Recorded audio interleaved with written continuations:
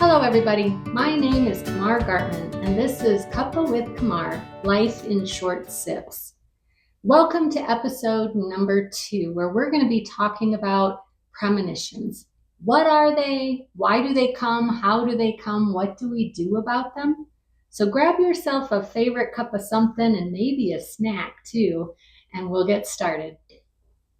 So in the last video, I told you that 1 year before my husband was diagnosed with stomach cancer, he smelled cancer on himself. Now we talked about whether or not you can smell cancer in the last video, but in this video, I want to talk about the fact that that smelling cancer on himself was what I would call a premonition. So I've done a little research on premonitions, and I always start my research with a definition so that we're all on the same page. And Merriam-Webster online dictionary says that it's a previous notice or warning in anticipation of an event. Now I noticed that it doesn't say a negative event, but most of what I found has more of a foreboding feeling to it, like that feeling we get when we know something bad is about to happen. As I continued my research, I found that premonitions come from a variety of places depending on the source that you start with. So from a more religious background, they come from God or maybe demons. From the psychic background, I read a heightened intuition or connection to a higher power is the source of premonitions, often manifesting as a gut feeling, vision, or dream. And then if you go more towards the psychology side of it, I've read that premonitions can come from being able to pick up on subtle clues within the environment. And usually it's a subconscious sort of thing. I also would add to it myself that I think sometimes our own fears or anxieties can create a foreboding type of feeling. So it can be confusing what's an actual premonition or what is coming from our own anxieties. Perhaps the most interesting source of premonitions that I came across was in the scientific world, which talks about quantum entanglement. Now, I used to be the director of the Catalyst Accelerator, and there were a couple of our companies that came through with fantastic technologies based on quantum entanglement. And so it is a real thing, but is it behind our premonitions? In discussing this topic with a friend, he sent me an article from Epic Health, and the article is called Love Changes the Heart More Than Metaphorically. This article goes into quantum entanglement. It's quite interesting if you want to Google it. But one of the stories that's shared in the article is about a young boy who raised pigeons, and when the boy became very sick, was taken to a hospital 150 miles away, one of the pigeons got free and flew to his hospital bedroom window. Now, how's that happen? Well, the answer in this article is through quantum entanglement. So I don't know. Maybe we think on that one for a minute. So let's talk for a minute about how premonitions come.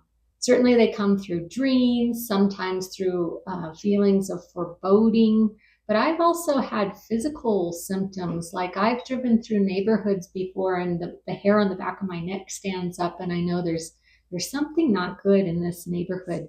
I think also events can lead to premonitions or can be premonitions. Maybe you get a new boss and you just don't have a good feeling about the change in leadership. Those can be premonitions as well. I want to take just a minute to tell you some stories of some of the premonitions that I've been a part of.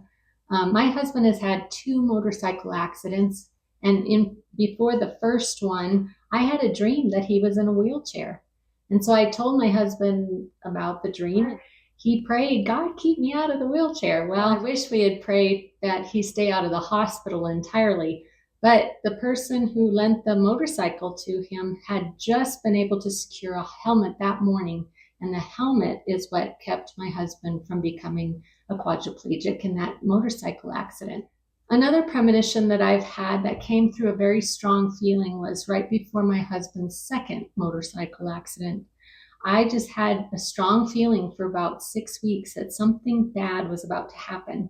I told my husband about it, but he didn't feel it.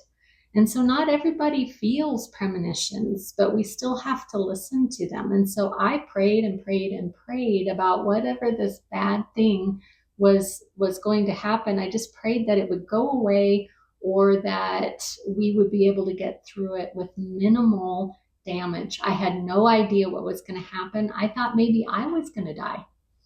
Well, the morning I got the phone call from the ambulance driver saying they had just picked up my husband, I knew that was what my premonition was all about. And I want to give you an example of an event that served as a premonition for me. I told you that I did lose my sister.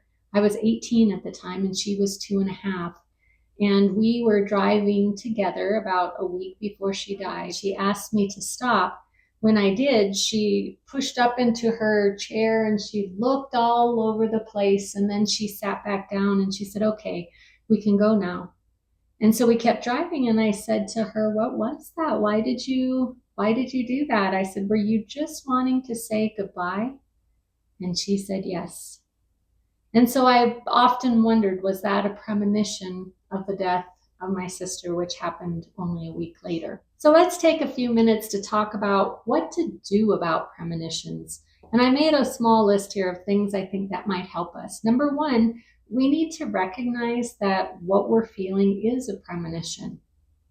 Second, if you're a spiritual person, I would suggest that we pray about those premonitions, because maybe they can be changed, or maybe your heart could be better prepared in that way. I think the third thing we can do is ask what it means. So either ask our own hearts, what is this really telling me? Or maybe you can talk to a friend about the premonition, or maybe you can just Google it. So last week I had a strange dream where I was in a garden and next to the garden was a baby, and the baby was eating blueberries. The baby started to choke on the blueberries.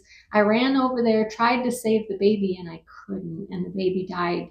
So it was a very emotional dream. And my friend said, why don't you Google it and see what all that means? And I was like, right, Google's gonna have something like that. But I put it in there. I said, baby next to a garden eating blueberries and chokes. And there it popped up and it told me what could potentially have been the meaning behind that dream. The fourth thing I would suggest is, if there's something that you can change, do it. If my husband had taken my premonitions seriously, I think he would have wore a helmet in his second motorcycle accident, because he would have known there's something foreboding, there's something about to happen. So he would have worn the helmet, but he didn't.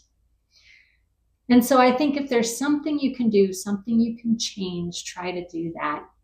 And then the last one is, you have to prepare your heart for the fact that perhaps there's nothing that can change this circumstance. And I just need to prepare my heart. And I'm sorry, but those are sometimes the hardest premonitions to live with. No, premonitions are a mysterious part of our universe, but they're also a part that can help us navigate our futures and prepare our hearts for things that can or maybe can't be changed. So I'm curious what you think about premonitions. If you want to put your comments in the comment section below. Also be sure to like and subscribe to the channel. And when you're ready, we'll see you in episode number 3 of Cuppa with KiMar. Life in Short Sips.